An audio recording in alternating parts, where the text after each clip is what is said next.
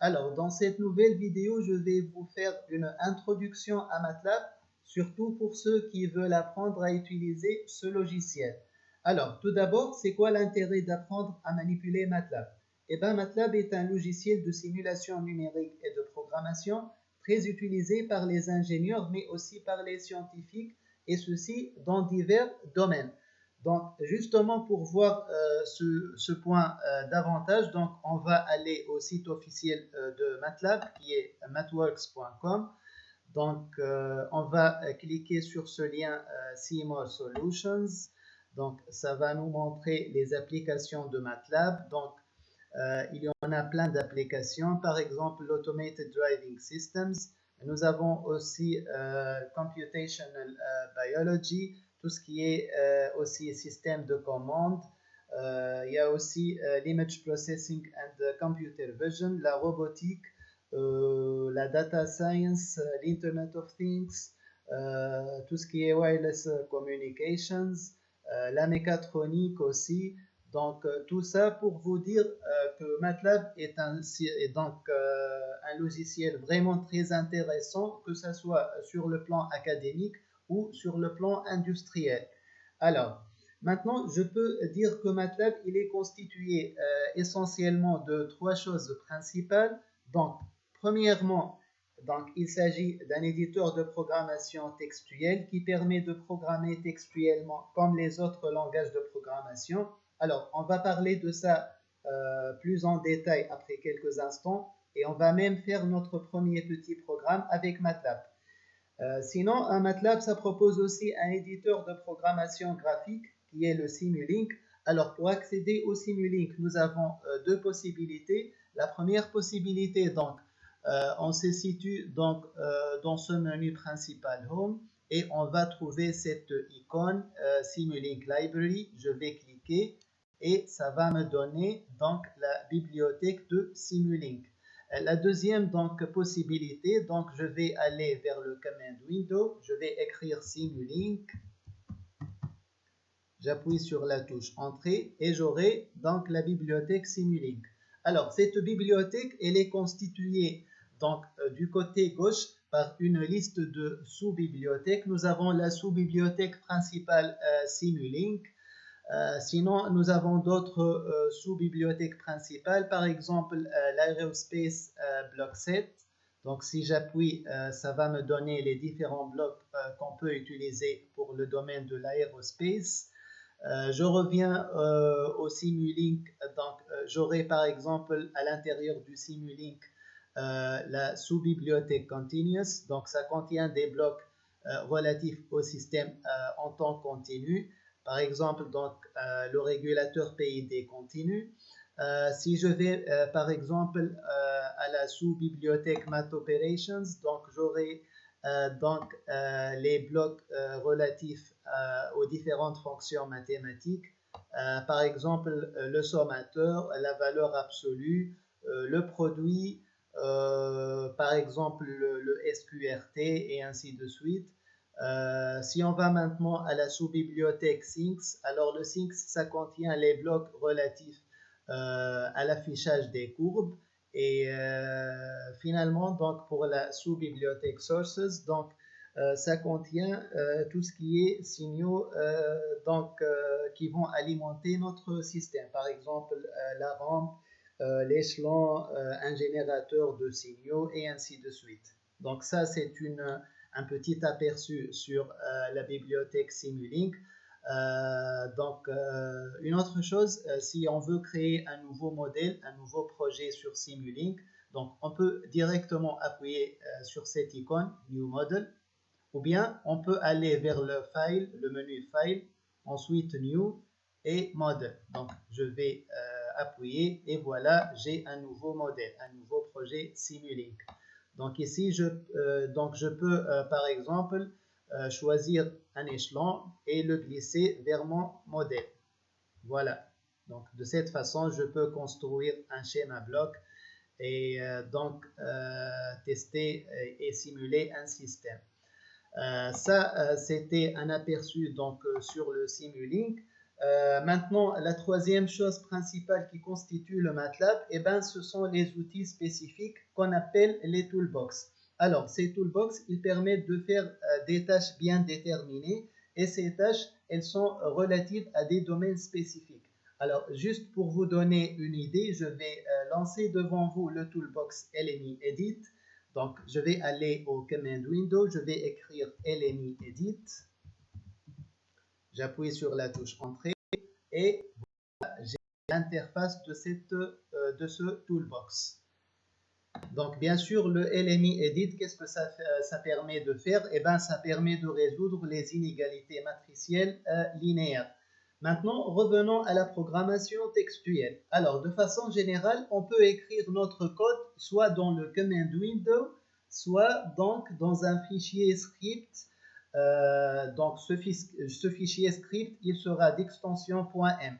Alors, bien sûr, le plus méthodique, et ce qu'on peut toujours faire, c'est de coder sur le fichier script.m. Donc, comment on peut créer ce nouveau script? Donc, nous avons ici directement une icône New Script. Donc, je vais cliquer. Voilà, j'ai un nouveau script, donc un fichier untitled 6. Sinon, je peux appuyer aussi sur le New, donc l'icône New, et ensuite je peux choisir Script. Voilà, donc j'ai ce fichier untitled 7. Alors, maintenant, donc, on va écrire notre premier code dans MATLAB. Donc, je vais considérer un signal qui évolue dans le temps, par exemple un signal sinusoïdal, et on veut calculer les valeurs de ce signal toutes les 0,5 secondes. Ensuite, on va tracer l'évolution de ce signal sur une figure. Alors, dans un premier temps, on va définir notre signal. Donc, je vais écrire donc t égale 0, 2.0,5, 2.100. Donc, qu'est-ce que j'ai fait sur cette ligne? J'ai défini mon intervalle de temps. Donc, ça va entre 0 secondes et 100 secondes avec un pas de calcul égal à 0,5 secondes. Ensuite, je vais définir mon signal. Donc, je vais le nommer x. Donc, x égale, je vais lui donner une amplitude, par exemple, égale à 2. Donc, 2 fois sinus, donc sin, j'ouvre une parenthèse. Donc, la pulsation, je vais prendre une pulsation égale à pi sur 5. Donc, bien sûr, ça sera à l'intérieur de la parenthèse pi fois t sur 5. Alors, le pi, dans MATLAB, ça s'écrit pi, tout simplement. Donc, ici, je vais essayer d'écrire le p en majuscule et le i en minuscule. Donc, voilà, pi fois t sur 5. Je vais fermer ma parenthèse. Donc, ici, j'ai fait deux parenthèses pour la fermeture, comme si c'était une erreur de frappe. OK? Donc, maintenant, qu'est-ce qu'on va faire? On va justement exécuter ce petit code. Donc, on va aller au menu Editor. Et ici, nous avons ce symbole, le run. Donc, ce run, c'est en fait le bouton d'exécution. Donc, je vais exécuter. Donc, il va me demander de sauvegarder le fichier. Donc, je vais le sauvegarder. Donc, vous voyez, il est d'extension .m. Donc, je vais le sauvegarder sur le bureau. Donc, je vais faire enregistrer. Ensuite, il va faire donc l'exécution de ce code. Donc, qu'est-ce qu'il va me donner? Alors, voilà, il m'a donné un message d'erreur. Donc, il a dit unbalanced or unexpected parentheses or bracket. Donc, vous voyez, il m'explique bien ce qui cloche dans mon programme. Donc, ici, c'est un problème de parenthèse. Donc, justement, je vais enlever cette parenthèse. Alors, avant d'exécuter une deuxième fois, qu'est-ce que je vais faire? Je vais écrire ici CLC. Alors, qu'est-ce que ça fait cette CLC? Alors, ça permet de vider le command window. Donc, si j'appuie sur la touche entrée, et ben voilà. Donc, le command window, il devient vide. Je vais exécuter de nouveau. Alors, qu'est-ce que j'ai ici? Donc, on va voir. Donc, tout d'abord, il m'a donné les valeurs du vecteur temps. Donc, comme on a dit, le temps, ça va donc de 0 à 100 avec un pas de calcul égal à 0,5. Donc, vous voyez 0, 0,5, 1, 1,5 et ainsi de suite. Alors, ici, nous avons une première remarque. Alors, si donc pour l'exécution, je ne veux pas voir le vecteur temps dans le command window, qu'est-ce que je dois faire? Eh bien, tout simplement, je dois mettre un point virgule ici à la fin de la première ligne. Voilà, donc j'ai ajouté ce point virgule. Je vais descendre dans le command window. Donc ici j'ai donc un message d'erreur. Voilà, undefined function or variable pi. Donc le problème ici c'est que MATLAB il n'a pas accepté le pi avec un p majuscule. Donc ça doit être en minuscule. Donc je vais corriger ça. Ici, une remarque importante, donc il faut toujours faire attention aux majuscules et minuscules de vos variables, ok?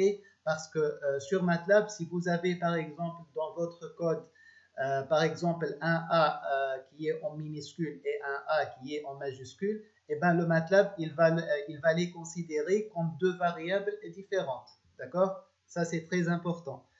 Voilà, donc j'ai corrigé mon erreur. Donc je vais refaire un CLC dans le command window. J'appuie sur la touche entrée. J'exécute de nouveau. Et qu'est-ce qu'on a ici? Donc, alors, il n'a pas donné les valeurs du temps puisque j'ai mis ce point virgule. Par contre, il a donné les valeurs de x puisque j'ai pas mis de point virgule à la fin de la deuxième ligne. Donc voilà, comme ça, on a fait la première partie de l'exercice. Donc on a calculé justement les valeurs du signal toutes les 0,5 secondes. Maintenant, la deuxième partie de l'exercice, donc qu'est-ce qu'on veut faire? Donc on veut donc tracer la courbe, donc l'évolution de ce signal. Ok? Donc je vais supposer que je connais la commande MATLAB qui me permet de tracer la courbe, mais que je ne connais pas comment l'utiliser. Alors, cette commande, c'est la commande plot. Donc, dans une telle situation, on va accéder au help du MATLAB, et pour ce faire, donc, nous avons trois méthodes, trois possibilités, si vous voulez. La première possibilité, donc, on va taper help plot dans le command window. Donc, je vais aller ici et je vais écrire help plot. J'appuie sur entrée et regardez. Donc, il va me donner justement une petite description. Voilà. Il me donne une petite description de la commande plot et il me donne quelques façons d'utiliser cette commande. Et c'est tout. Il ne donne ni d'exemple, ni de détails, ni d'explication pour chaque utilisation particulière du plot. Et bien maintenant, on va essayer la deuxième méthode. Donc la deuxième méthode, on va justement cliquer sur cette icône, ce point d'interrogation ici. Donc c'est le help, ça va nous diriger vers le répertoire help du MATLAB. Voilà. Donc ici j'ai une barre dans laquelle je peux écrire donc le terme de recherche. Je vais écrire plot et j'appuie sur entrée. Donc il va me donner plusieurs résultats. Donc justement ça va venir. Allez.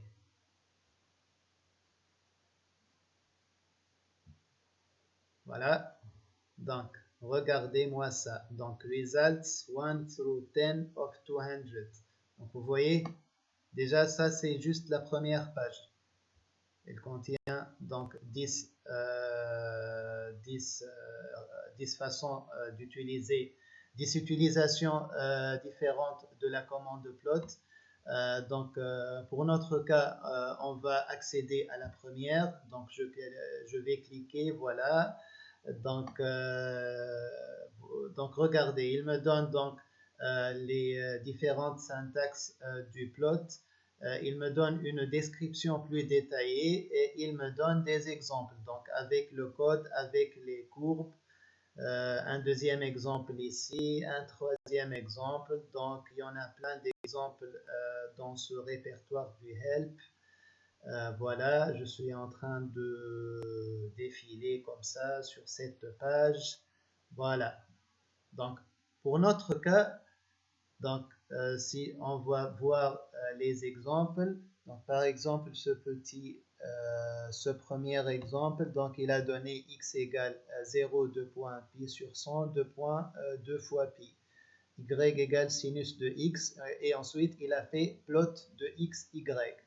Donc, ça correspond bien à notre utilisation. Donc, dans notre code, qu'est-ce qu'on va écrire? Donc, je vais remettre le code. Donc, voilà.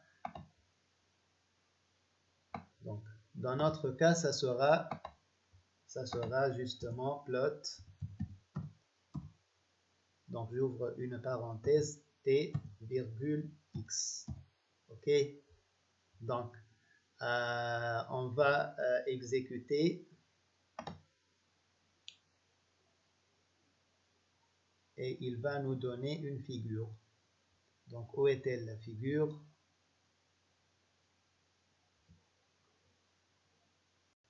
Voilà.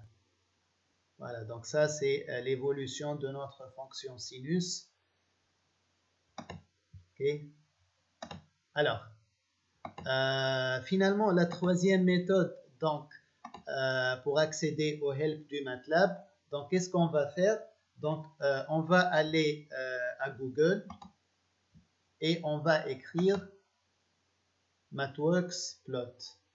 Donc, justement, voilà le résultat de recherche pour MathWorks Plot. Donc, je vais accéder à ce lien.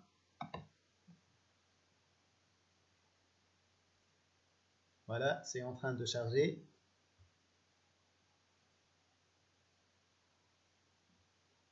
Et alors, qu'est-ce qu'on a ici? Donc, nous avons, paraît-il, le même résultat de recherche que pour la deuxième méthode, c'est-à-dire le répertoire du help à l'intérieur du logiciel. Mais si on défile, donc jusque-là, c'est exactement les mêmes résultats. Mais si on descend davantage, donc on va trouver, vous voyez, on a ici de nouveaux résultats. Donc, je peux dire que cette troisième méthode, elle nous donne plus de résultats, plus de détails, plus d'exemples. Voilà. Voilà, c'est la fin de cette vidéo aujourd'hui. Donc, si vous avez aimé, n'hésitez pas à vous abonner et à activer la petite cloche pour ne pas rater mes nouvelles vidéos. N'hésitez pas aussi à interagir dans les commentaires en mettant vos questions ou ce que vous proposez comme nouvelles vidéos.